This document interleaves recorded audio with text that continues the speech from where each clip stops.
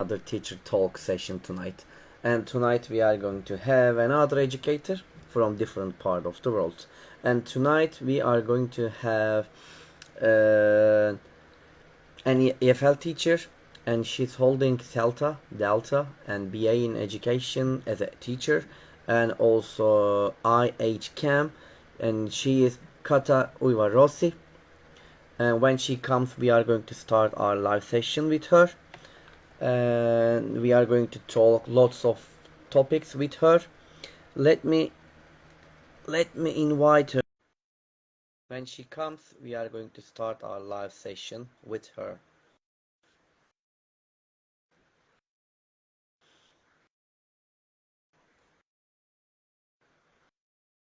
I have, yes, accepted her invitation.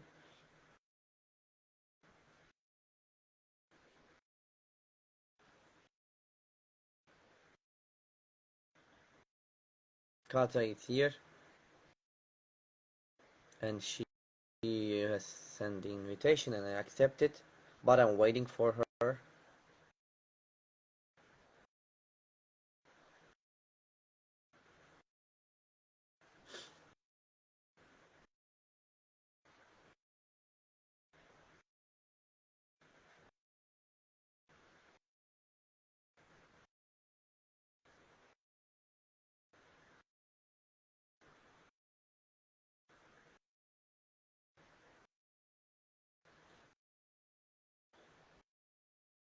And I can send her.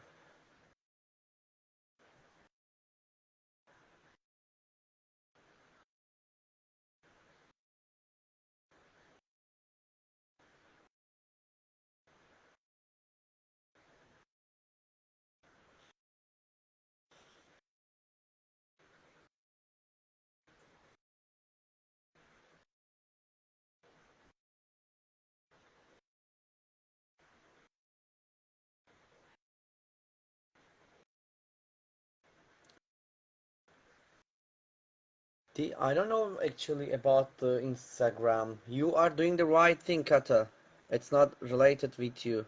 It's about Instagram probably.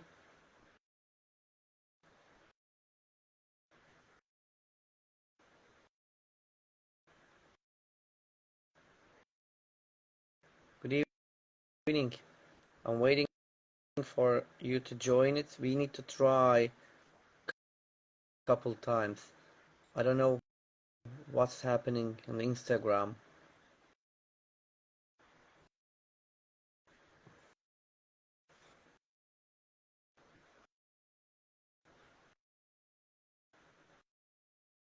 I know, you're there. It's not related with you. It's now I have invited, accepted. Yes. Hello, Kata. You just need to turn your yes. Yes, I made it. Oh my God, it was so difficult. Thank you. No, actually, it's not difficult. There is a. I just try to. Okay, wait a second. Can you hear me? Of course, clearly. Let me try with the headphones. At least. Can you hear me? Yes, sure, I do. You? I think it doesn't work, so I. No, I can hear you. You could hear me, okay? Because the quality will be definitely better. No. So let's try just for a second. Okay, so this would be the best if you can hear me. Can you still hear me? Yeah, perfect. Oh, okay, this is the best because at least we have the headphones, even if we don't have the PC. Oh, okay. I feel a little bit out of my place without my PC because I really like No, it's not a problem. joining meetings. Thank you for your patience. So Not a I'm problem, here. Kata. Yes. But I think I hear my voice. So maybe it's You can hear. about if you close the sound of the computer, if you also watch the same time. Okay, so I should put maybe closer. All right. No? Okay, so let's just try if it works better. Okay. When you're ready, Yes, I think so. we can start. All right. So I know about you, Kata, but by the way, before starting our live sessions, I would like to thank you very much for accepting my invitation for Teacher Talks. It's really great honor to have you here. It's an honor to be here because I'm just following a great bunch of fantastic educators and ELT professionals, so I feel really privileged that you have invited me and I can be here with you tonight. Wonderful. Wonderful to hear that. So I know that we are all busy as an educators, so let's start, and I don't want to take your time. So I know about you, but maybe our followers would like to know about you. So can you tell us about yourself, please, and a bit about your experiences too? Okay, so my name is Kata Ujvarosi. Don't try to pronounce because it might be very challenging. So just remember Kata. Anyway, you can find me on LinkedIn. I also use my Italianized name, Caterina, and I started my career in Budapest, in Hungary, and I live now in south of Italy. I have been living here for 10 years. So I got my initial teacher qualifications in Budapest, in the IH Budapest, and then I started teaching there, but just for a couple of time, just a couple of weeks, because then I got my first job in Cambridge. And then I thought that maybe I try myself in a country where I don't speak the local language. And I had a holiday in south of Italy, in Puglia, with my mother. And I thought that it would be great to stay, I would say, here, not there, because I'm still here, for like a couple of months or a school year to gain more experience teaching students whose language I don't speak. It seemed to be a fantastic idea, even if it was extremely challenging. Maybe we'll talk about this later. And I decided to stay for another school year, another school, gaining more experience. And then it was just my life starting here. From completing the Celta, I was thinking about doing the Delta, but I never felt enough confident for it. So I think it's a mistake because I could have tried. But anyway, it was really difficult because it's expensive and I'm very far from Delta centers, schools that provide Delta, living in a rural area in a small town. But then, with the pandemic, the world became smaller. We got connected with schools, and then schools offered better, more affordable deltas. And I started with the IH camp, the IH International House Advanced Methodology course in 2018 to see actually how it goes, how much I'm ready. And then after that, there was something a little bit emotional. I lost my mother, and I felt that I inherited being devoted to study and not giving up the things, even in spite of difficulties. So as a tribute to my mother, I decided now I will go for the Delta, and I will show also for her as a memory that I can do. It wasn't easy, but in 2 years, going to 3 different Delta centers, always choosing the one that is more affordable, better for me, better matching to my needs, and allowed me to teach my own classes because I never wanted to give up with the courses. And then I completed and I got my full Delta qualification this spring. And now I'm thinking about something new, and this would be a teacher training course with the IH word in October. So wish me good luck. This is where I am now, and these are my ambitions. Wonderful. Thank you very much for sharing it with us. By the way, I think there's a problem about my voice. They say it's echoing, but it's not in my hand because of the Instagram, I think. So sorry for this. Maybe I try to remove my headphone. Now? Let's try. Can you hear me now? Yes, I can hear you. Can you hear me? Oh, yes, I can hear you. Maybe the reason is your headphone. okay, that is good, but of course, it doesn't help in No, every situation. if it's not a problem, we can do it like this. This is much better. Would you like me to start again? No, No, no, no, maybe no, no. no, no, it's okay. Let's continue, Kata. Thank you very much. So, my next question is, what was or were your turning point or points in your own education? Yes, maybe the first one is before formal education, just being a primary school student. I was 9 years old in a boring summer in the garden with my sister, and I thought the best way to keep the time is to learn languages. 9 years old, and I created a course book for my teacher. Back then it was German course book because I was keen learning German, and then we had some lessons. So that was the beginning, and I enjoyed it so much. I think the book is fantastic. Unfortunately, I don't know where it is. It would be fun to see again. So it was like a little orientation and decision towards my career. And of course, the qualifications that question my previous practices and helped me to have a critical insight. And then something between. In 2012, I met one of my previous primary school classmate who was teaching in Vietnam at that time, Oh, Celta. And from her, who came home from Vietnam, I heard about the Celta because I completed my university. I was a language teacher, but I never heard about Celta. I don't know how. And she told me about that, and I immediately felt that that's for me. I should try it, even if it's very challenging. And then I imagined myself as a qualified teacher and try to get there. I And through see. many I challenges, I understand. managed.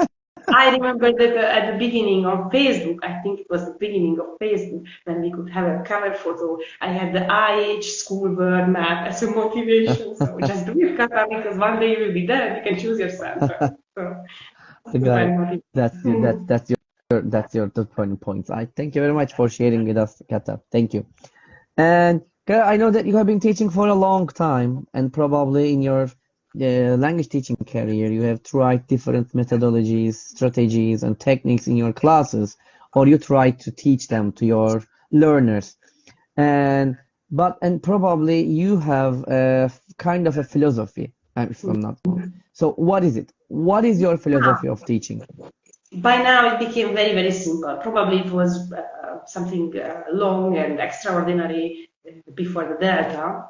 I would have told you that I am an eclectic teacher because I like mixing different methodologies and approaches for my learners' needs. Now I would just say my philosophy is learners first.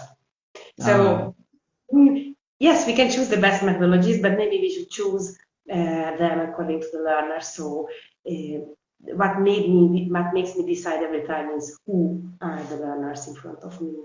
I would say that and encourage them to be themselves in the classroom, make a safe place for them to stretch their limits, make mistakes, be curious. So I, something like I this. see. That's your philosophy. Thank you very much. Thank you, Kata.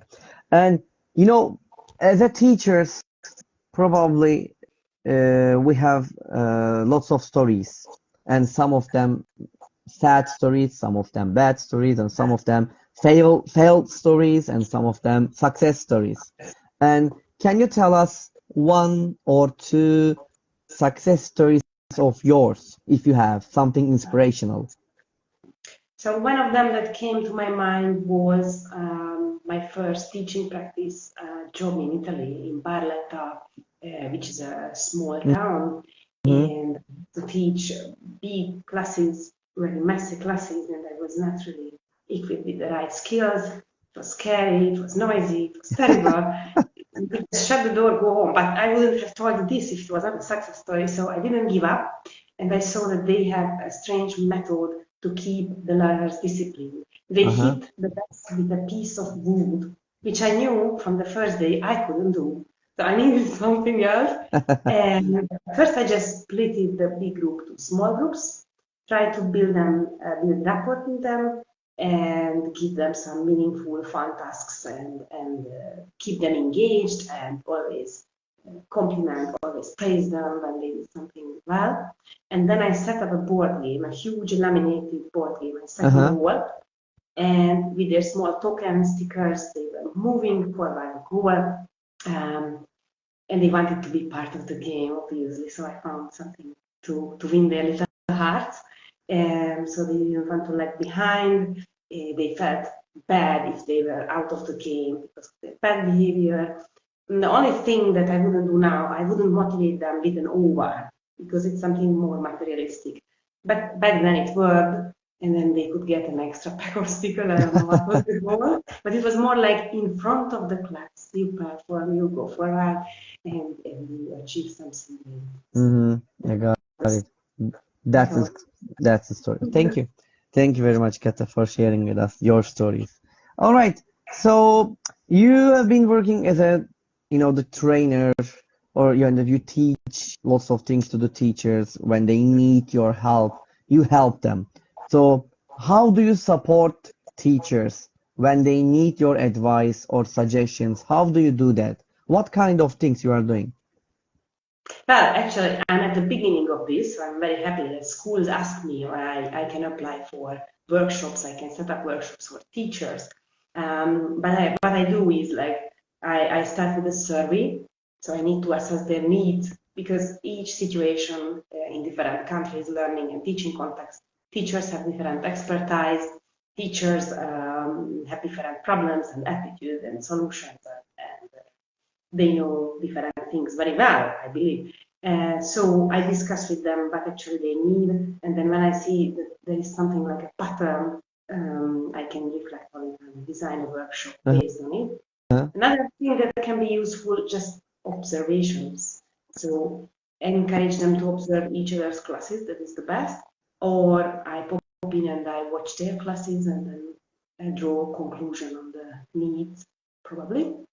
And then try to design something around these problems. This happened to me in IH Budapest in August when I had my workshop there, and I really liked that I was guided also setting it up, and they had me to set up a workshop which was highly practical, not lecture-like, involving them. So teachers acted like and very involved like students, and they had to explore and discover. I understand. Thank you. Thank you very much. And by the way, if they need your advice, how they can reach you? They can find me on LinkedIn. That is probably the easiest. Or I have a website with the same name, English Monopoly, which is at the moment only in Italian, but in the future it will be set up also in English. So they can find me there. I also have an email address that can be found on LinkedIn. So probably LinkedIn is the easiest way. And I'm happy to spend some time there because I think that it's nice to be connected on LinkedIn. I hate actually social networking, like killing the time. I don't have that extra time, but LinkedIn probably is the only one. I understand. I can be comment and responsive. Great. Thank you very much. And let me ask you another question. Kata, by the way, am I pronouncing correct? The Kata. Yeah, Okay. Kata, if I'm not wrong, you have worked different countries. If I'm not wrong, you've been different countries as a teacher, as a trainer. When you think about the countries you have worked, what was the most challenging one among them? Why and how did you deal with it? Okay, so two challenges, two different, I would share with you. One in Cambridge, when I got international classes, so students coming from all around the world. And again, the only shared language was English, if we set up the classes correctly. And it was extremely challenging for me because it was the first time I had to teach classes like that, but also fun. And I recommend for everyone if they can do. Actually, now it's easier because online we can set up classes inviting students from different countries, and it's extremely useful for the students because they use English, what is English used for, as a lingua franca, as a tool, and they can express their ideas, share their dreams and doubts in a language that they are trying to learn.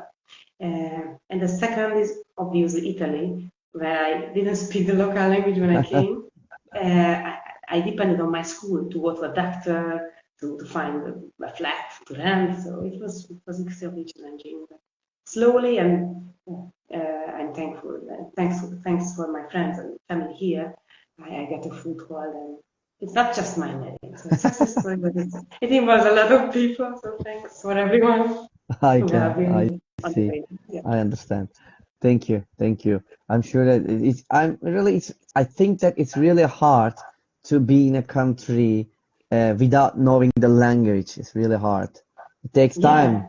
especially if you are a teacher, because you are expected to understand the students' needs at the beginning. And I said it was my marketing that, but you wanted a teacher, a native speaker that is doesn't speak the local language and speaks only English with the student. But then there were the complaints that I should speak to them actually in Italian because they will not understand. I didn't think it's the right way, but there were some complaints at the beginning.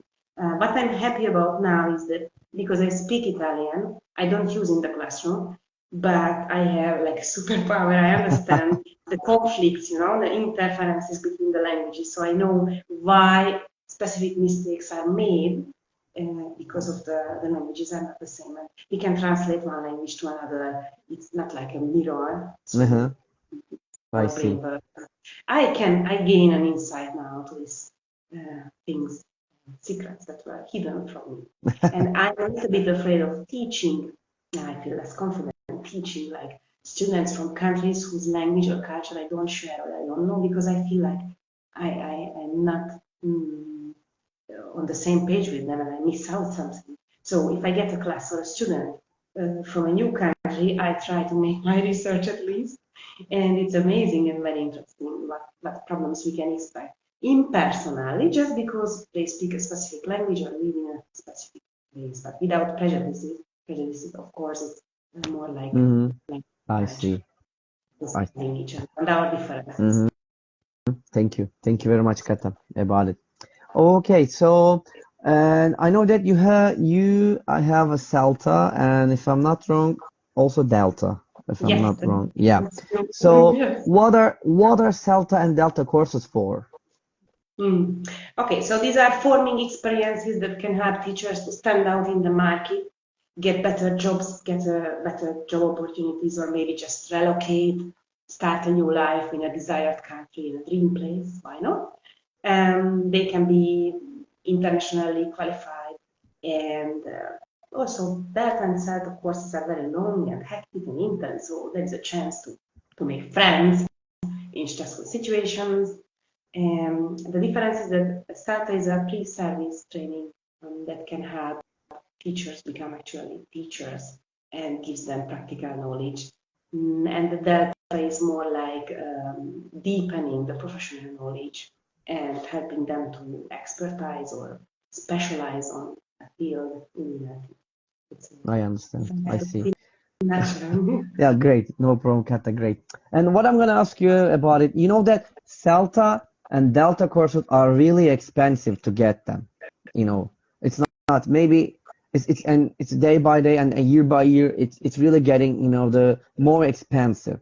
So, are there any opportunities for financial assistance or scholarship for Celta or Delta courses?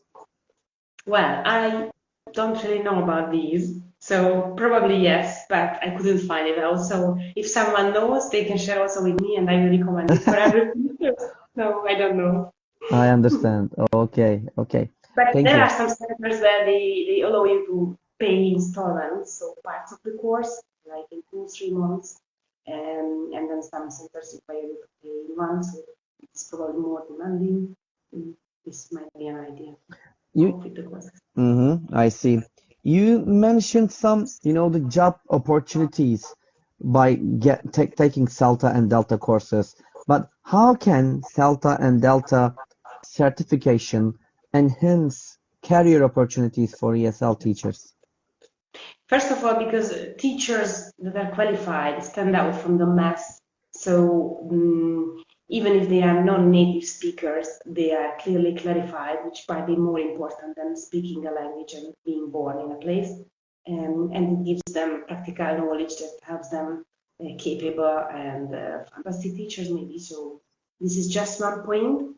And then practice and years of experience with I just read a comment now, which might be interesting. Yeah. So teaching after the qualifications can make your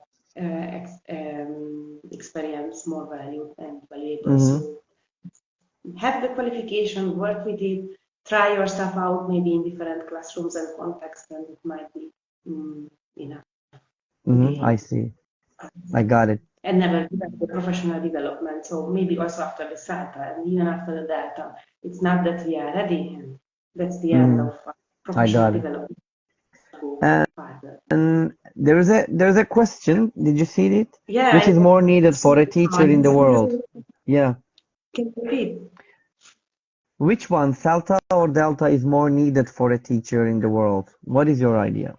I would say Celta, but it's also more accessible because it's maybe less sacrifice to do a Celta.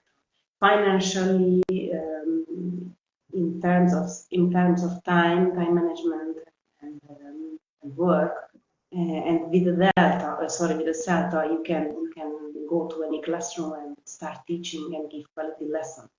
And then when you start doubting the values of Celta and you want to find out more about the ELT world and the methodologies and you want to go for more, simply just go for the Delta. So it's like an entry-level course, and then they say that after 2 years of the Celta, it's okay to start the Delta because we are supposed to have enough experience. I waited a bit more, but always we are different. So I got it. Thank you. Okay, thank you very much. Thank you very much, Kata. Celta first because it's more widely accessible. There are also more Celta centers, and then think about the next step after the Delta. You can swap. You can do the Delta first and the Celta. It's bad. Someone like to say. I think so. I got it. Thank you. Thank you very much, and for your answer for the question. And sometimes when we think about our learners, we try to set them some expectations, or some of them realistic and some of them are not realistic. So how can we help to help our learners actually formulate realistic expectations? How can we do that? Yeah, it's really important because most of the time they come very enthusiastically and eagerly to start the course with high expectations, and then they just crumble down, they lose their motivation, and they blame the teaching program or themselves. Again, I couldn't gain fluency, I'm not yet there. What's going on? So what's going on actually? It depends on the learners mostly, unfortunately, these are bad news, because the key is their willingness, how much they want to invest in their development. So how much are they ready to work on the course? They should be active, they should establish their goals, clearly establish their goals with the teachers or course designers, speak about the goals in like a needs analysis session at the beginning, and have a vision that keeps them going even on darker days. Be active in the lessons, do homework, be consistent. It's like going to the gym. If you go to the gym, the trainer won't get fit instead of you. You need to stand on the treadmill and run the kilometers. Exactly. Otherwise. And then when you leave the gym, what you have to do? Don't run to the McDonald's and eat junk food. No, you need to keep up with the routine and stay on the track, and it's the same for the language learning. Just because the lesson finished, your English course is not suspended. It's 24 hours a day, forever it goes on. So everything is English lesson for you. I also wrote about this an article in the IH journal 50, which was published, relaunched actually in the spring. So you can find my article there also. Sure. Okay, thank you about it. Thank you very much. Where they can find it? Can you say it again? Yes, so this is the IH journal. I will try to type in. And this article that was about learners' realistic expectations was in IH journal 50 in the spring. And the title is Teacher, Are You Going to Teach Me Good English? Great. It's a bit long. No problem. And it's interesting because There are two parts of this article, one for learners and one for teachers. So both sides need to check and explore the limitations and their failures when a course fails. You're going to teach me good in I see. All right. I see. Yeah. Thank you. Thank you very much, Kata. So let me ask you my next question. Why often do learners not need what they want? That's also important.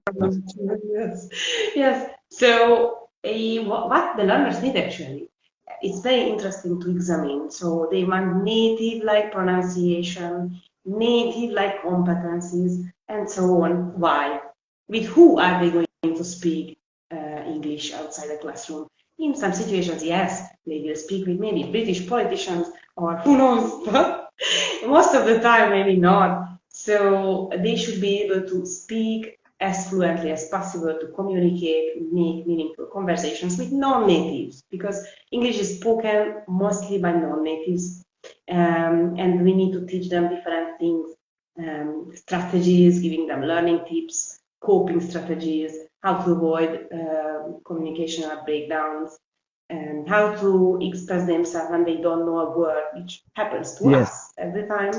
Just on the tip of my tongue, I don't remember, and I want to open a dictionary, obviously, I won't translate it. So you need these kind of strategies to paraphrase, or if you meet someone that is less proficient in English than you need to be able to communicate and accommodate to them also. So need to change and downgrade, let's say, simply your language use, don't use idioms, collocations. So these are definitely not learners' expectations when they come to the course. They don't know about these needs that they may need, and we need to teach them also. So instead of native-like pronunciation, I think it's interesting to teach them, expose them to different accents, and show them. Because if we give them what they want, you teach them and play the fantastic recordings, native speakers. Then the course finishes. They go to the country where they need to work, and they get a shock because it's not the English that they learned. They don't speak like this. Also, native speakers speak differently than on the recordings.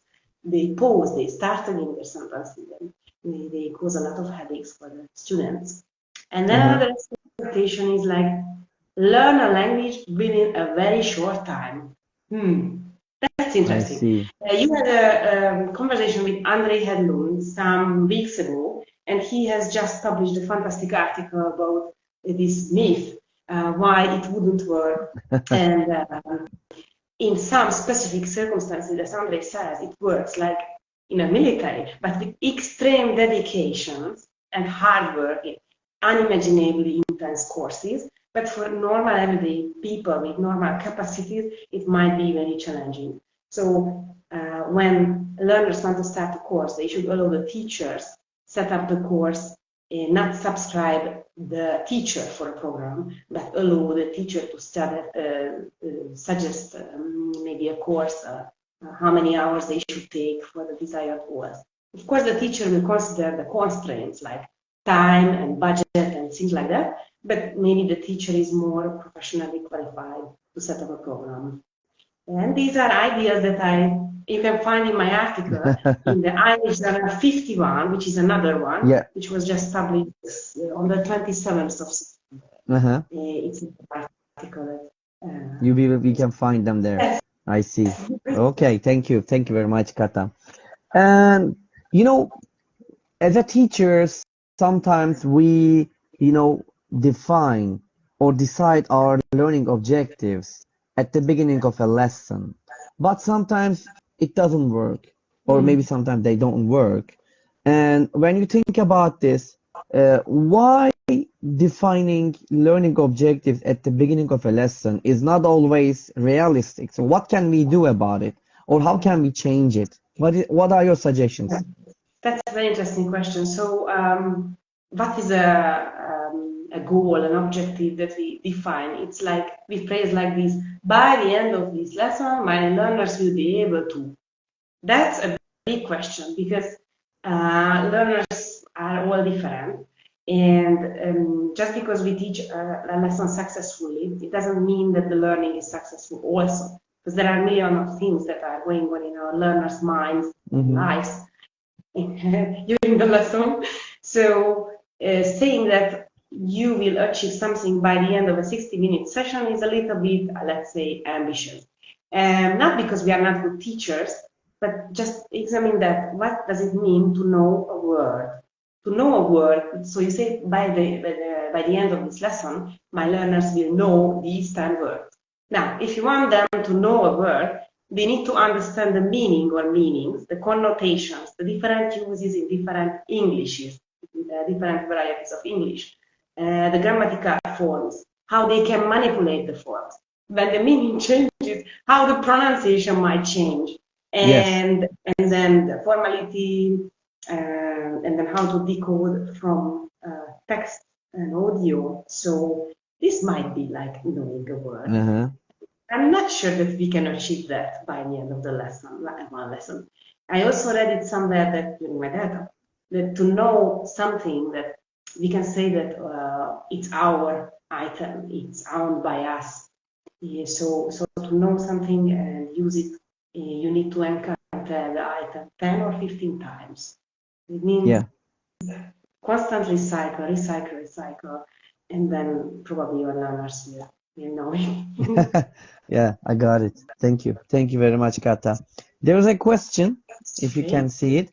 Mom, do you have any suggestions for seniors in ELT department in terms of being international teacher? Okay. So how can we be successful international teachers? And the question is if we are international teachers or we are teaching international students. Anyway, if we just keep to this internationalism, I would say that you need to teach the word and let them express their ideas and set up a classroom where different language learners are. So they will probably communicate only in English, and you need to teach them strategies to speak in English when they don't have the capacity yet to speak in English. For example, scaffolding, helping, promoting, supporting, giving them resources, helping them, suggesting solutions, or just match some peers that are stronger and weaker, and they can work together without the teacher's direct involvement. Why is it international? Maybe you want to ask. International is that we share the cultures, the different knowledges, and we help each other, and we solve the problems in an international context using one language that we use for communication. Nice. I hope it's helpful. I got it. Thank you. Thank you very much, Kata. There is another question, which is, my question is, how the best, can you read it? Yes, maybe there was something about films and books in that question. Let me read for you. How the best way is for a learner to start learning English and making engage them. Movies, films, books, songs, they get confused between them. So what's your suggestion? That's actually the answer in the question. And important thing is to choose something for the learner that they like.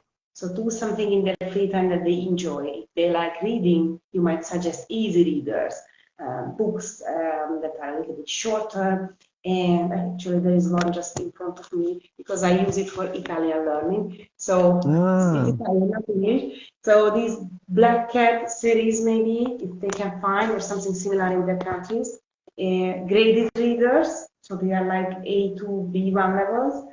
They come with tasks and CD or maybe some modern editions with a link that you can enter and listen to the audio, and they can access famous pieces of writing and learn and read.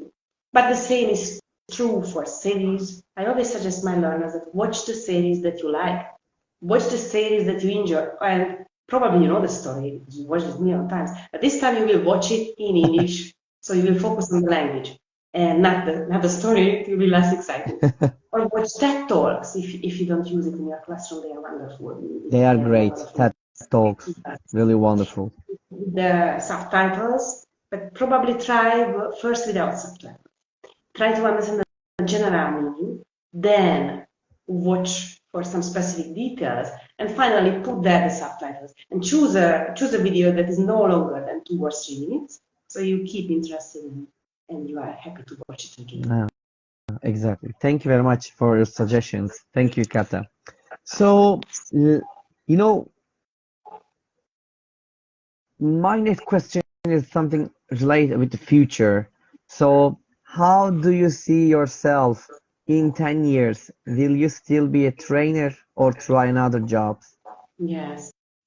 So most probably I will be a teacher. I might be called coach, but I think not a lot will change.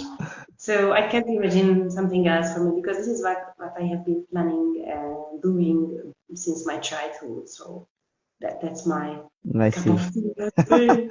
That's my desk. Okay, Yes. I understand. Thank you. Thank you, Kata. You know, and sometimes, when we face some difficult moments and we say like, oh my God, I wish I could have that power so I could easily do this or do that. When you think about the classrooms, if you could have one superpower to use it in the classroom, what would it be and how would it help you? I was thinking about it a lot, and then I choose the obvious one, the reading in mind, because if you want learner-centered classrooms, learner-based lessons also, the lesson starts with the learner's needs, and probably they direct the teacher and teaching. It would be wonderful to understand what's going on in their minds. I was thinking about 2 other things, but I don't really like them. Anyway, I want to share with you. So maybe erasing negative learning experiences. Oh, But it wouldn't be, because it's like manipulating thoughts in the past. But no, maybe not. Anyway, if you could start with a blank page every time, tabula rasa, when you enter a lesson, would be great, but uh-huh. you lose also. And another thing could be just help them and magically like understand phrases that they can't learn and they struggle with. But I think it's too easy. So it would take the teaching from us. I So see. it's like I transfer got it. thoughts and they immediately speak. I wouldn't enjoy that so much because there is no working. So I I keep. see. I Yeah. got it. Thank you. Thank you, Kata. So by the way, time flies, only 2 questions left. So let me ask you something. Think another question, and think that we finish the interview and you step outside your home and find a lottery tickets, end Yeah. up winning $10 million. What would you do? Yes, that's an interesting question. I think I must say again something obvious. I will travel a little bit because I really love for relaxation and maybe understanding the world and knowing different cultures. But then I would maybe join Andre Hedlund again. I mentioned him because he had this fantastic idea that he would open a teaching center, an educational center for less wealthy teachers to support those who can't afford very expensive methodology courses and professional development, but they don't want to stay where they used to be on day one, like public school teachers. They can't really invest a lot of money and time in their education. So it would be really nice to set up a program for them, because actually our future depends on education, and education depends also on educators, not surprisingly. So if you want to have a brighter and maybe safer future, we need to establish now through education. But teachers should be also honored with decent salaries, because we don't win lottery tickets to open centers, and we are not charities, and we are not teaching only for the sake of our soul. So we should be Exactly. also honored. I see. Thank you. Thank you for sharing your ideas, Kata. And Kata, I'm gonna ask you my last question. Are you ready for it? Okay. Yes, please go for it. Here is the question. What is your motto? Okay, my motto is very simple: seriously entertaining. So this was my slogan also, English Monopoly, seriously entertaining. But I would like to highlight that it's not about fun. I'm not a showman or showwoman. I'm not here to entertain my students only for the fun. But it means that I provide them opportunities where they feel safe, valued, and the teaching, learning opportunity should be fun, but it's also hard work. So here comes the serious part. So there is professionalism behind it, and everything is catered to their needs. So have fun, be valued, but in a professional way, and care. Yes, something I like see. this. Okay, thank you. Thank you very much, Kata. So that's all my questions, and that's all my questions by my side, Kata. Before ending our last session, would you like to add anything else? I was really happy to talk with you today. And maybe just one more thing. Sure. There was this question that was really interesting about the other sessions previously, because the school year started and I was wondering what would be my advice for teachers. And I think it's never outdated, even if it's December or January. So there was an interesting post that I read in a teachers group on Facebook. What should we consider for a successful lesson? The answers were like, the exam, teaching them exam strategies, choose the best coursebook. And to my horror, I didn't find the answer, the learners. So if we don't consider the learners when we set up a lesson or a course, we just throw out the baby with the bathwater. And it's a shame, because we should be focusing on them to teach successful and enjoyable. I see. Thank you. Thank you very much. Thank Thank you, you. Kata. And I just wanted to say one more time, thank you very much for accepting my invitation, Kata, and being with us. It was wonderful to have you, especially for your suggestions, advice, and the most important thing, your time. You spend your time here. That's really important and precious Thank you. for us. Thank you very much. And Kata Ujvarosi, is it correct pronunciation? Ujvarosi was with us tonight, and we had a fruitful session with her, and we talked lots of topic and with her, and we are going to be here next week with different educator, as you know that on the same day and at the same time, every Monday and 9 p.m. for Turkish time. So until the next time, take care of yourself and take care of yourself, Kata. And wherever you are, again, take care of yourself. Bye bye, everybody, and peace. See you soon. Bye. Bye.